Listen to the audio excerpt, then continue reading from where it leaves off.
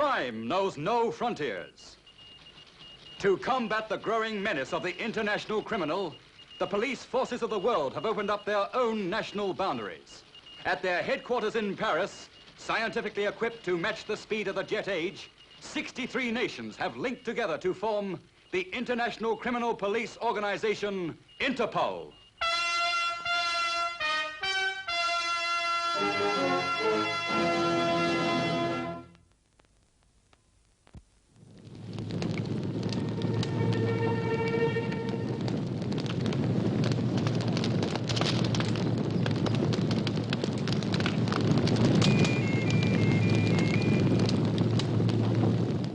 My dear girl, you have a talent for looking beautiful, whatever you wear. All right, then, surprise me. I'll pick you up at the hotel in half an hour. What? Yes, I had a successful evening. A very successful evening, thank you. Yes. Goodbye, darling.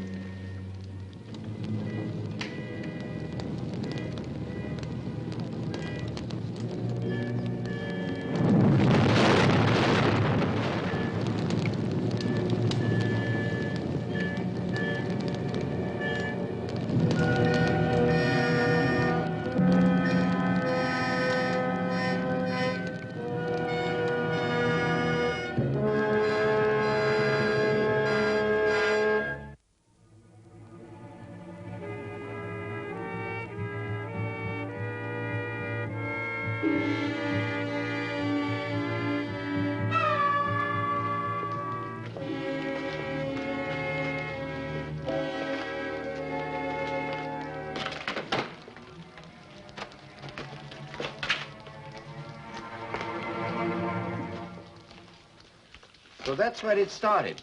It started fast and hot. Tell me, Müller, what do you think was used? Potassium bomb.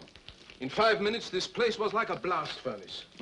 Somebody knew what he was doing. Yes, and he made no secret of it. The insurance company in London knew about this yesterday. Before it started? Then why weren't we told? They didn't know where it would happen. Listen. To the International Fire and General Insurance London, dear sirs, you insure 37 warehouses situated in various parts of the world.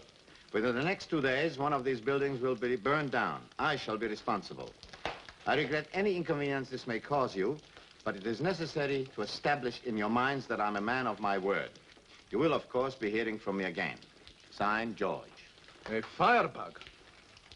There's more to it than that, I think. One thing is certain. What? This George wasn't fooling when he said he's a man of his word. May I have a copy of that? Yes, by all means. Thank you. Well, we'll keep in contact with you. Goodbye. Where are you going? To London. My plane leaves in about an hour. Why London?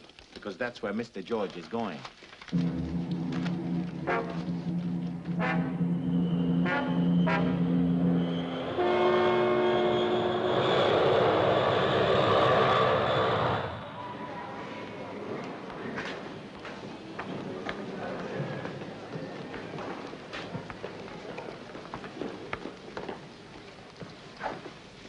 He's watching us. Naturally, the police expect me to come to London, but I'm just one of a crowd of 9 million. They don't know what I look like, and they don't know who I am.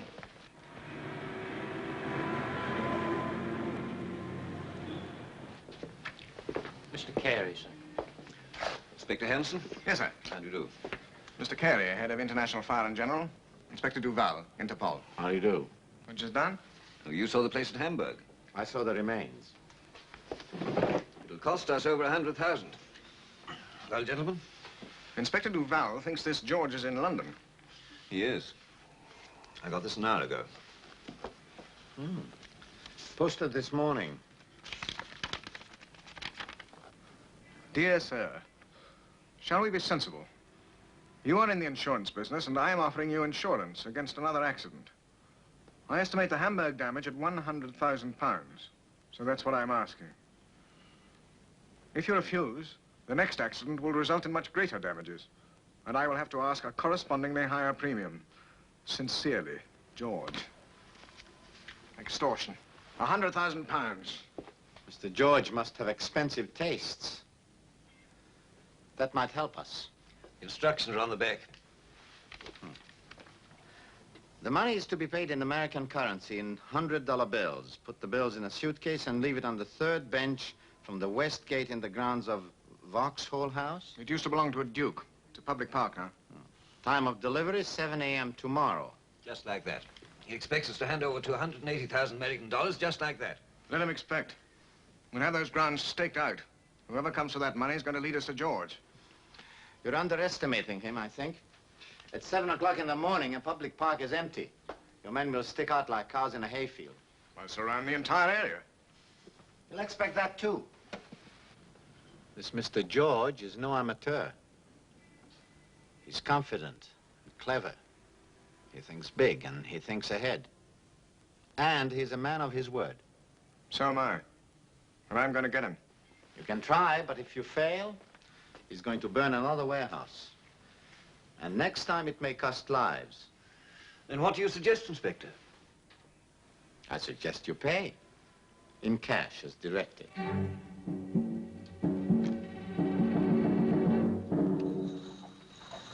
How can you act as if you don't have a care in the world? Because I know exactly what I'm doing. Then why can't you tell me? You're much too pretty to worry about sordid details. You just concentrate on the sordid money. Suppose they don't pay up. They will. They dare not do otherwise. Of course, they'll try and make sure that I won't be able to keep it. Suppose they set a trap. Maybe they'll set a trap for you. Naturally.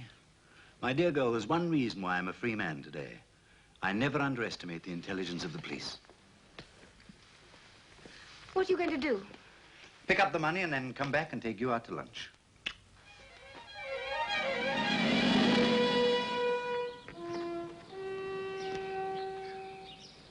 A fortune just waiting to be picked up. Feeling tempted? Who wouldn't? If George doesn't come, I have a good mind to grab it myself and retire. It's a lucky thing you don't have the temperament for it. I don't have the temperament to advise paying out real money to an extortionist either. It's playing into his hands. Maybe he's playing into ours. A man like George isn't going to bury $250,000 in his backyard. He's not going to get the chance. I still think you're underestimating him. I got men in patrol cars covering every exit. Whoever comes for that money will be followed. Whether he's on foot, four wheels, or on horseback. You'd better be right. Because if you don't get George, or if George doesn't get this money, his next effort is going to look like an H-bomb explosion. It's just on 7.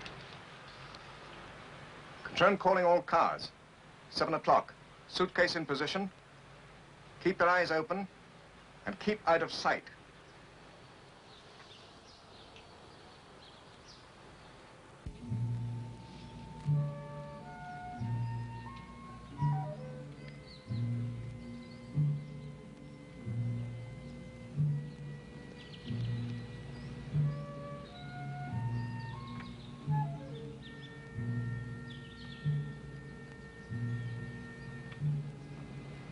What disturbed him? Another customer.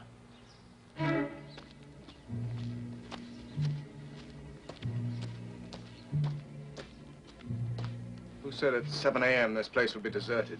2 isn't a crowd. 3 is.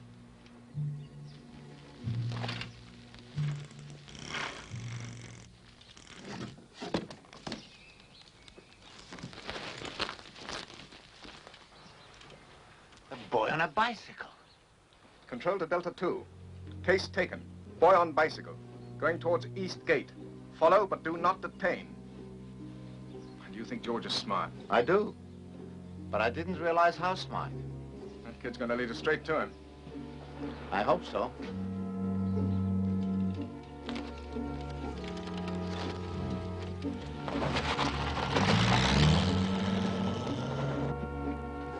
Delta 2 to control. Control answering. We're on his tail, heading north along Church Street. Stay with him. What'd I tell you?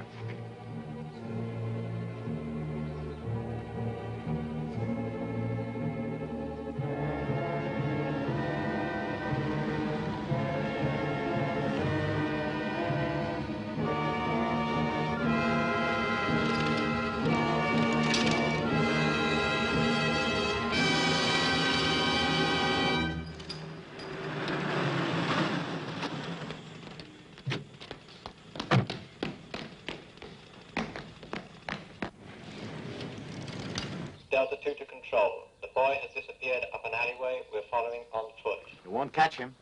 2 wheels are faster than 2 feet. Control to all cars. All cars converge on Delta 2.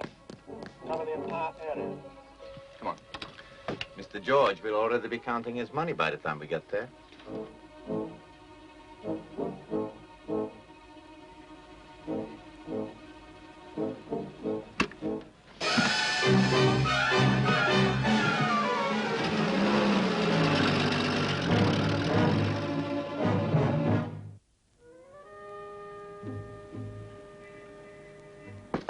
Come in.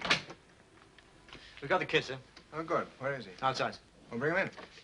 The name's Taylor, sir. Johnny Taylor. We checked with his local police. He's been in trouble before. Serious? No, not serious, sir. Usual kid stuff. Breaking windows, pinching hubcaps off cars. All right. 10 to 1, he can't help us. Pounds? Shillings. You're on. Johnny Taylor, sir. Over there, sir. I ain't done nothing. What did I do? Sit down, Johnny. You were up early this morning, Johnny. Was I? We watched you pick up that suitcase. What suitcase? You were followed. Yeah? That was a clever trick, riding up a narrow alley. You made us look pretty silly. Whose idea was it? Yours or his? It was mine. All he said was... What did he say? Come on, you'd better tell us the whole story. Am I arrested? Well, that depends.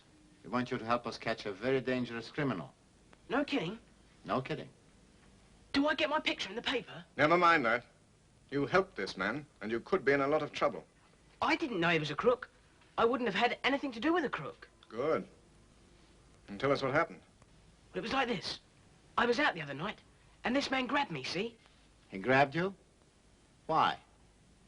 Well, I was sort of near his car, and he thought I was messing about with it. Or messing about with his hubcaps? Go on. Well, this man, he grabs me by the collar. But he ain't mad, see? He asked me if I want to earn a little lolly. Money. Yeah, money. So we make this deal. I'm to run into the park, pick up the suitcase, and ride back to his car and hand it over without getting caught. So I'd done it. He said it was for a bet, that I'd win him a lot of money. He was right.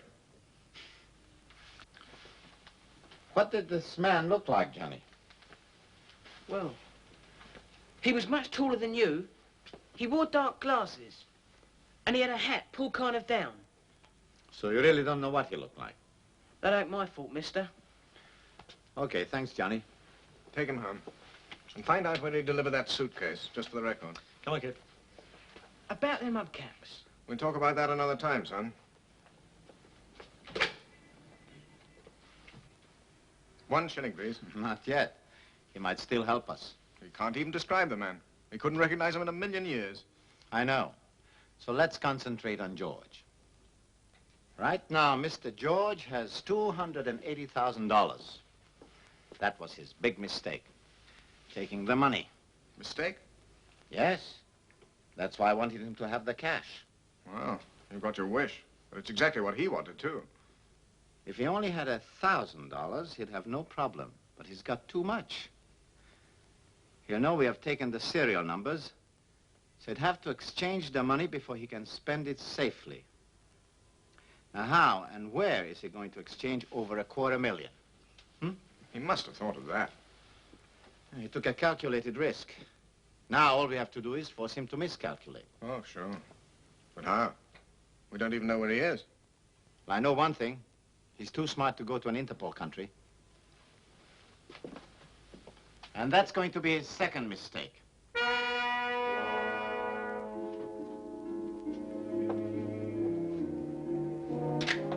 Hello, darling. I'm sorry I had to send you on alone. How was your flight? Just peachy. Iceland. Do you mind telling me what we're doing in Iceland? Well, you do think of everything. Iceland, my dear, happens to be one of the few countries that has no agreement with Interpol. And by now, take my word for it, Interpol will have been notified. Is that supposed to make me happy? What do we do, spend the rest of our lives here? Just a few days while we exchange these. Change them? Why, what's the matter with them? Nothing, except that the police will have recorded the number of every one of these notes, so we have to exchange this money for other money. All right. How? You, my dear, will open an account in every bank in Reykjavik. You'll deposit $50,000 in each in $100 bills. But you said we weren't staying here. 2 days later, we'll draw out every cent in $50 bills. So we don't get the numbered notes back. You're becoming very astute, my dear. Supposing they ask questions about how I got the money. Tell them you met a silly old man in London who insisted on giving you mink coats and diamonds, which you ungratefully sold to rich Americans for cash. You think they'll believe me? They'll believe you. They may not approve of your morality, but one look at you and they'll understand about the silly old man.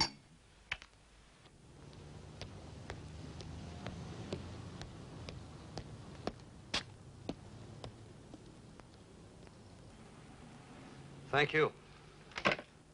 Ah, Paul, I'm glad you're back.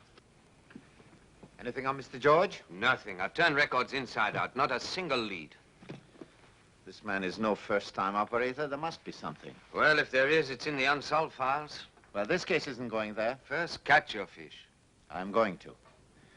He's already swallowed the bait. Jean, if you had $280,000 in hot money, what would you do? Exchange it, and quick. And where would that be? The nearest non-Interpol country. Which in this case gives us two possibles, Iraq and Iceland. George will go to one of them. Where he'll be absolutely safe. Safe from Interpol. But George has reckoned without one thing. What? On our finding something to replace Interpol. What's wrong? Close the door. Everything was fine until I gave them the money. Then they checked the numbers. I know because I saw them. Well, go on. What happened? Well, they said they were sorry, but they had to refuse the account. Is that all? Yes, and I'm scared. Well, you needn't be. There's nothing to worry about. The Icelandic police aren't even interested. It's not them. Who is it then? Interpol. But you said they didn't operate here. They don't.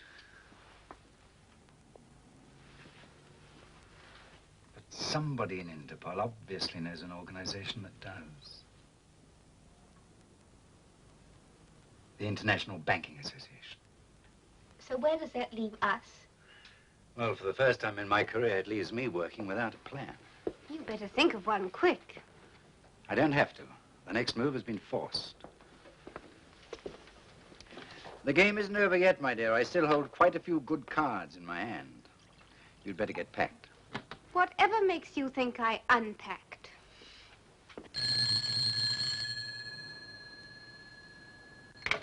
Hello? Speaking. Ah. Yes, I see. No, nothing more, and thank you very much. The International Banking Association. They circulated the bill numbers and the block warning to all countries. Yes? Iceland. A woman tried to open an account with several banks. She was refused. A woman? No George? No, but at least we know where he is. That doesn't help much. We've still got no description, and we can't work with the Icelandic police. And George can't work with their banks. He can't work with any bank. Right. And he must be desperate to change all those lovely dollars. Desperate enough to use the black market. Why not America? He asked for dollars. If he had contacts in America, he would have gone there in the first place. He won't risk Europe. What about Tangier? That has a free money market. And it's a free city. Easy to get into. And easy to get out of when he wants to disappear. Get me Captain Ahmed, Tangier Police.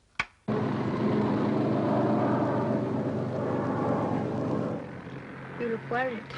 I'm not worried, I'm angry. To put this deal through on the black market is going to cost me $100,000 in commission. It'll be worth it. Anything to get this over. Well, don't fret, we'll get into Tangier, all right? That's what you said in Iceland. Supposing they guess we're in Tangier. Well, they probably will, but it won't help them. They don't know me. I could walk right under their noses. They've managed to keep tabs on you pretty well up till now. It's routine stuff. The worst they can do is put the squeeze on, try and make me panic and come out into the open. Which is more than I've ever been able to do.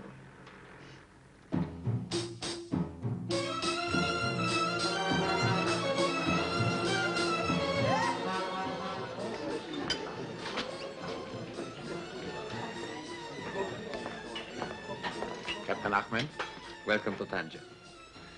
your office? Quite comfortable. Coffee? Thank you. I asked you to come here for a reason. Yes? There are 5 men in Tangier who could possibly handle this amount of money. Of course, none of them will actively cooperate with us to set a trap. They would feel that would be unethical. The old Kasbah morality. Yes. But they are smart enough to take a warning. And just now, 4 of them know that the sky will fall in on them if they touch this money. And the 5th? Abdul Serafin. He has not been warned. Good. Where can we find him? In a cafe. This one, to be exact. He is the owner. At a jump ahead of me. Anything else on this Abdul?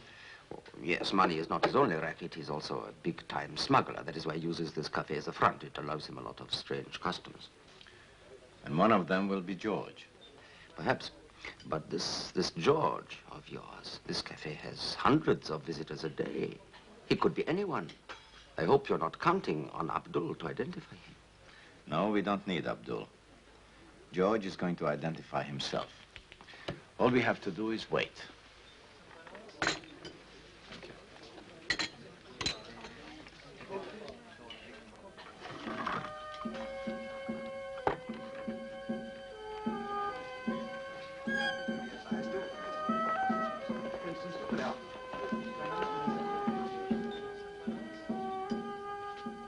Are you sure this is going to work? Maybe not tonight. Maybe not tomorrow. But it'll work.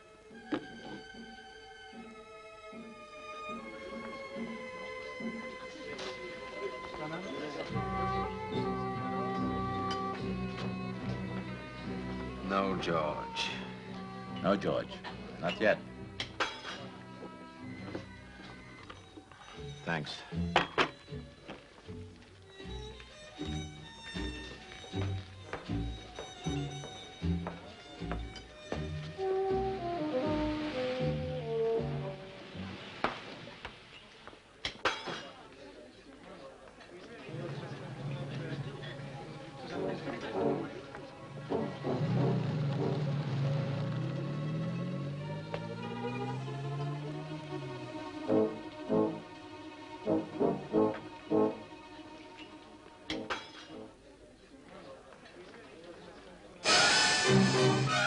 That's him.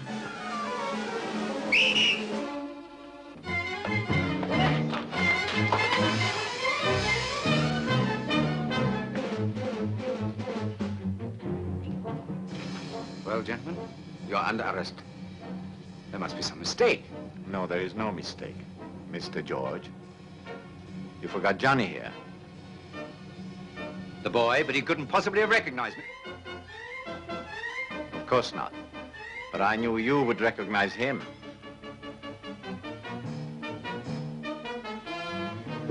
Congratulations.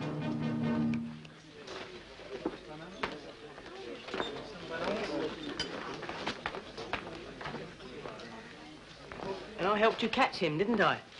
You sure did. Well, then, what about doing something for me? What? Ask your pal at Scotland Yard to forget about that hubcap business, would you? Don't worry about that. We've got a bigger problem with you. Yeah? Yeah. Which police force is going to pay for your ticket back to London?